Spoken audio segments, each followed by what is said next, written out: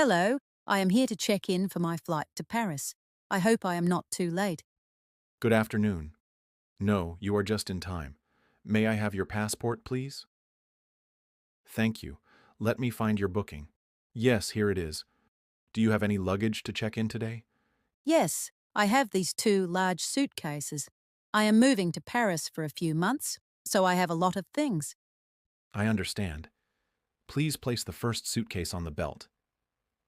Okay, that one is 20 kilos. That is perfect. Now, please place the second one on the scale. This one feels a little heavier. Oh, I see a problem here. This bag is 28 kilos.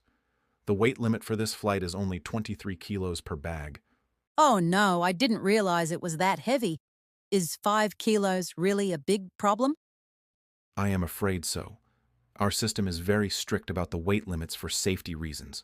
You have a few options to fix this. What can I do? I don't want to leave my things here at the airport.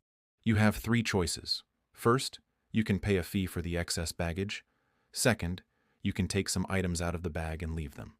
Or third, you can move some heavy items into your hand luggage or backpack. I see.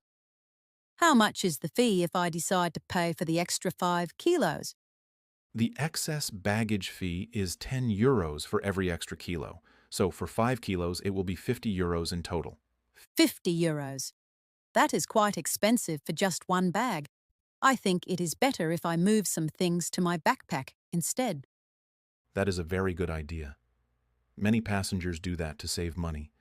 Just make sure your backpack is not too heavy to carry on the plane. I have some heavy books and a large coat in here.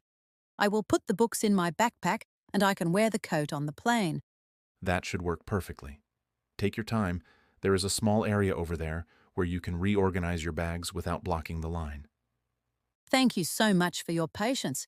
I will be back in 2 minutes to weigh the bag again. No problem at all. I will wait for you here.